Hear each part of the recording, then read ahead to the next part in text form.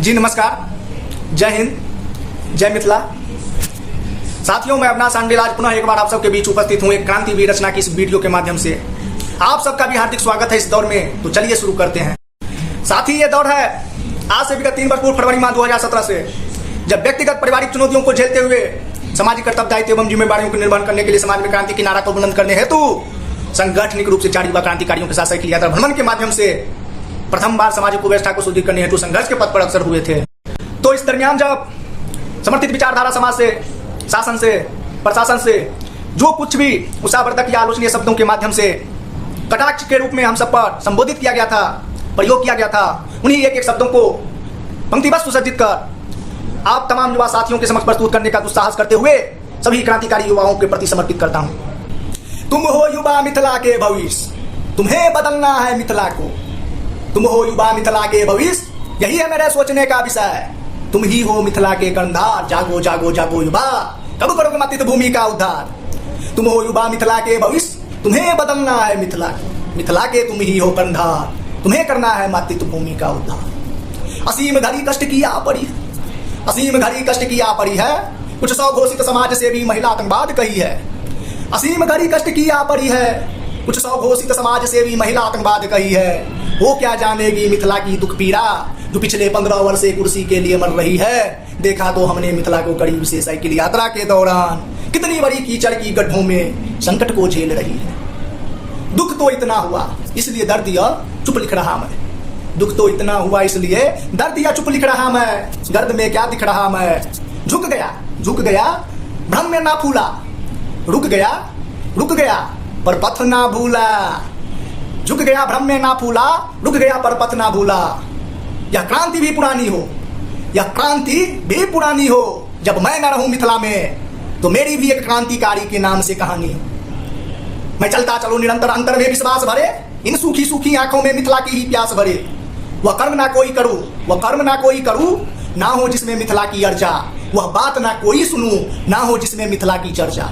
वह कर्म ना कोई करूं, ना हो जिसमें मिथिला की अर्चा। वह बात ना कोई सुनूं, ना हो जिसमें मिथिला की चर्चा। तुम हो युवा मिथिला के भविष्य, तुम्हें बदलना है मिथिला को। मिथिला के तुम ही हो कर्णधार, तुम्हें करना है मातृभूमि का उद्धार। जी बहुत बहुत धन्यवाद। मैं कभी भी अपने शब्दों की गरिमा को इतने हीन स्तर पर नहीं ले जाना चाहता हूं, लेकिन उस शब्द के माध्यम से आप ही ने अपमान के रूप में अपने उद्धार को प्रदर्शित करने की जी तोड़ चेष्टा की थी। आप आलोचना कीजिए, कटाक्ष कीजिए, बड़ा ही हर्ष के साथ हम स्वीकार करेंगे। आपकी आलोचना और कटाक्ष से हमें प्रेरणा मिलती है, हम बड़े ही उत्साह के साथ और मजबूती से काम करते हैं। लेकिन आपकी अपमान की भाषा को हम कदापि बर्दाश्त नहीं करेंगे। आप शासन प्रशासन में बैठे अपने कार्यकाल के 5 ऐसी कामों को बताइए जिससे समाज में भलाई हुई हो, समाज का न्याय हुआ हो, समाज हित में हुआ हो। हम आपको सराखों पर बैठा करके रखेंगे। अन्यथा हम आपकी चापलूसी के लिए, चटकारिता के लिए, तलवा चाटने के लिए नहीं बने हैं। काम कीजिएगा समाज हित में, सराख पर बैठा करके रखेंगे। अन्यथा कल्ला पर चढ़कर प्रश्न करते हुए हम समाज हित को न्याय दिलाना भी अच्छी तरह से जानते हैं। इसलिए कह रहे हैं आप सुधर जाइए, आप राजनीति कीजिए, अच्छी तरह कीजिए जिससे समाज की भलाई हो, हर एक वर्ग का हित में हो।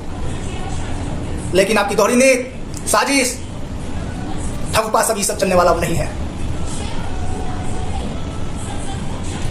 हमारी शालीनता को आप कब तक रखिएगा, तब तक। इसलिए जैसा हूं शालीनता ही अच्छा लगता है, और इस शालीनता को ही एक बुलंद आवाज दीजिए। ऐसा काम कीजिए कि आपके पग से पग मिला करके हम भी चले। लेकिन आपकी चापलूसी, चटकारिता और तलवार चाटने का काम हम कदापि नहीं करेंगे। जरा आप ही सोचिए, जिस अवस्था में हमारे हाथों में कलम किताब कापी होनी चाहिए थी, उस अवस्था में हम इंकलाब की नारा को बुलंद कर रहे हैं। उस अवस्था में हम इंकलाब की झंडा को बोल रहे हैं। आपको नहीं लग रहा है कि आज इस समय सामाजिक व्यवस्था में, राजनीतिक व्यवस्था में, शैक्षणिक व्यवस्था में आमूलचूल परिवर्तन की आवश्यकता है?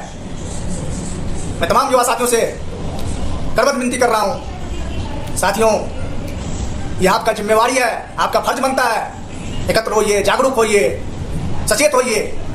अब बदलाव की अहम आवश्यकता है। आप नहीं जागरूक होइएगा, दिनों दिन आपके समाज, आपका क्षेत्र, आपका गांव, आपका देश पिराते ही जाएगा। आपको बदलना है इस देश को, आपको बदलना है इस क्षेत्र को, आपको बदलना है इस गांव को। जब आप सामाजिक सरोकार के आम जनमानस की भावनाओं में आमूलचूल परिवर्तन लाने के लिए सपनों को सहेजना शुरू करते हैं, जब आप विकसित मिथिला की कल्पना के राह को प्रस्तुत करते हुए साकारना शुरू करते हैं, तब उसी समाज के शासन प्रशासन में बैठे कुछ लोग जो अपने 10-15 साल के कार्यकाल के दरमियान समाज हित में अपना 5 काम नहीं हो गिना सकते हैं जिससे समाज की भलाई हुई हो, लेकिन वो चुनाव के वक्त आपसे आपके हित के 5 कामों का वादा जरूर कर बैठते हैं। ऐसे लोग से बचकर रहने की आवश्यकता है दोस्तों। ऐसे लोगों से ही समाज को खतरा है। ये वही लोग हैं जब आप क्रांति की नारा को बुलंद कीजिएगा तो ये आपको सर्टिफिकेट देने का भी काम करना शुरू कर देते हैं। इसलिए कह रहे हैं इनसे बचकर रहने की आवश्यकता है। अति सर्वतवर्जियतम वही लोग होते हैं जिससे मूलभूत मुद्दा शिक्षा, स्वास्थ्य, रोजगार, बेरोजगारी, कुपोषण, पलायन, भूखमरी, गरीबी, दबे कुचले वंचित शोषित पर सवाल करिए इसको मिर्गी धरने लगता है।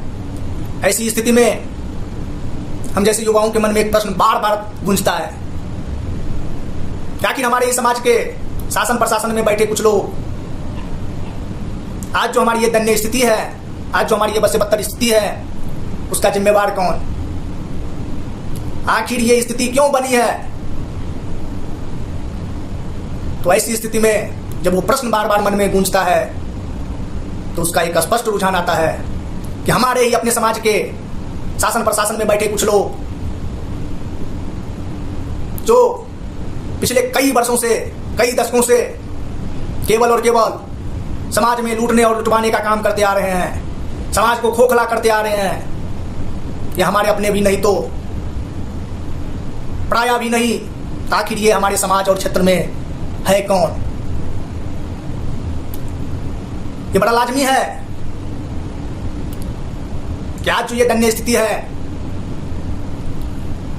वो हमारे ही घर परिवार के, समाज के, हमारे ही अपने के द्वारा जो एक बनाया गया संयंत्र है, एक साजिश है, छल कपट प्रपंच है, उनमें हमारे अपनों का भी बहुत बड़ी भूमिका है इस बर्बादी में। तो हम जैसे युवा ऐसी स्थिति में जब सामाजिक क्रांति की ललकार इनकी कांधों तक गूंजते हुए, ललकार मारते हुए निकलते हैं, उस भयभीत माहौल से, उस भयभीत हुंकार से अपनी कुर्सी बचाने के लिए इनके मुख से आतंकवादी शब्द अंकुरित होना, उत्पन्न होना स्वाभाविक है।